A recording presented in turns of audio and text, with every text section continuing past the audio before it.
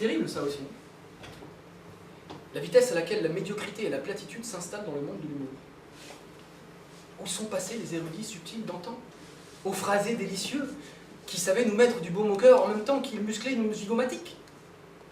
Il ne nous reste que des bouffons vociférateurs, tous pétris dans le même moule, et aussi drôles qu'un redressement fiscal chez Emmaüs, qui s'accaparent toute la lumière, le sourire aux lèvres et la satisfaction au ventre, confis dans leur orgueil de dame pipi à succès. C'est une honte. On devrait les huer. Comme l'aurait dit Desproges un soir de cuite, « Allez tous vous faire enculer !» Ce qui est certes loin du niveau auquel il nous a habitués, mais qui représente bien l'état d'esprit dans lequel nous devrions tous être en ce moment. Et puis merde, il avait le droit de dire ce qu'il voulait après. De toute façon, je n'accepterai aucune critique sur Desproges. Si l'humour avait été une religion, notre Saint-Pierre aurait été tout trouvé. Et son absence pèse cruellement à l'amateur de galéjades de qualité.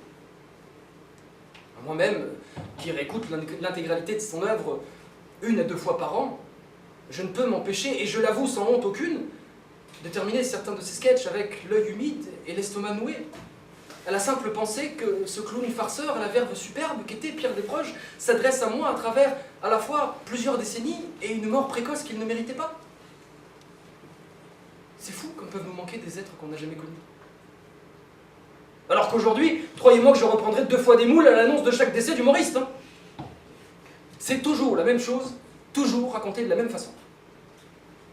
Les phénomènes de société dans le vent, les caricatures des classes sociales, les sorties à Ikea, tout ça finit par me passer au-dessus de la tête. Je veux dire, cela m'intéresse autant que l'apprentissage tardif du solfège par Christophe Maé. Christophe Maé. Elle était si belle, la poupée. Elle avait les seins super bien faits. Remarquez, il s'est grandement amélioré avec les années. Maintenant, il connaît une gamme complète. Ce qui, il faut bien avouer, est quand même plus pratique quand on veut faire de la musique. Auparavant, il s'était focalisé sur 3 notes uniques, probablement ses préférées, on ne juge pas, avec lesquelles il composait la totalité de ses refrains. C'est vrai, hein? Qu'on s'attache, c'est ma terre, et je te vois, ça fait mal. J'invente rien. Il en fait un beau d'humoriste, mais tiens. Non, mais c'est vrai. Si on peut tout pardonner à quelqu'un sous prétexte qu'il essaie de faire de l'humour, à ce compte-là, quoi qu'on pense de lui, le chancelier Hitler était un sacré comique troupier. Mais c'est vrai.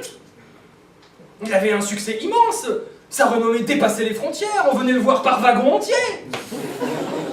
Il fallait le voir, haranguer le public et soulever les foules, dans un style visuel très proche de la commedia dell'arte. Et quand il montait sur scène, tout le monde le montrait du doigt. Regardez, il est là, il est là. Un geste qui était fort mal interprété par la suite. Mais c'était un succès phénoménal. Hein. La preuve, quand il a commencé sa tournée en Pologne, toute l'armée l'a suivi pour ne pas manquer ça. Bon, c'est à ce moment-là que ça a commencé à sentir le gaz. Mais enfin, merde, c'était quand même pas de sa faute si les juifs manquaient à ce point de concentration. Mais dites-vous bien que s'il n'y avait pas eu la Seconde Guerre mondiale, on n'aurait jamais eu la Grande Vadrouille.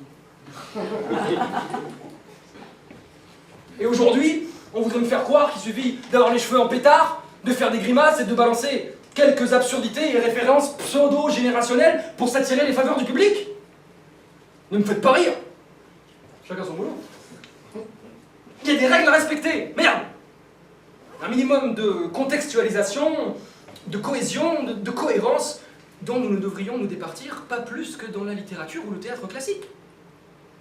Enfin, on ne va pas accepter n'importe quelle succession d'à peu près et d'anachronismes, éructés par un pétomane mou, avec la ferveur d'une sténodactylo proche de l'apoplexie, simplement parce que ça fait marrer des fonctionnaires de la pensée humaine, imbibés d'inculture, qui pensent que la bande à Bono, c'est YouTube. Enfin, on n'imagine pas Beethoven entrer dans une pizzeria et demander si Mozart est là. Ah non, commencez pas. Hein. Arrêtez de rire en dehors des clous, c'est agaçant. Allez, silence ou je fais éjaculer la salle. Ne me tentez pas. D'accord, c'est marrant, parce que dans la zone pour rire. Non, mais vous avez raison, en fait. C'est moi qui me bourre. Puis c'est peine perdue. Le combat est perdu d'avance. Et puis j'ai tort de casser du sucre sur le dos de ces pauvres airs qui, eux aussi, ne cherchent qu'à gagner quelques deniers en se prostituant peu à peu. Et puis, là, je peux toujours les traiter d'abrutis, mais on est tous l'abruti de quelqu'un. C'est vrai. Comme le disait Confucius, ou était-ce Jean-Claude Van Damme? En tout cas, c'est un type qui disait pas que des conneries. Si tu tapes ta tête contre un vase et que ça sonne creux, n'en déduis pas forcément que c'est le vase qui est creux.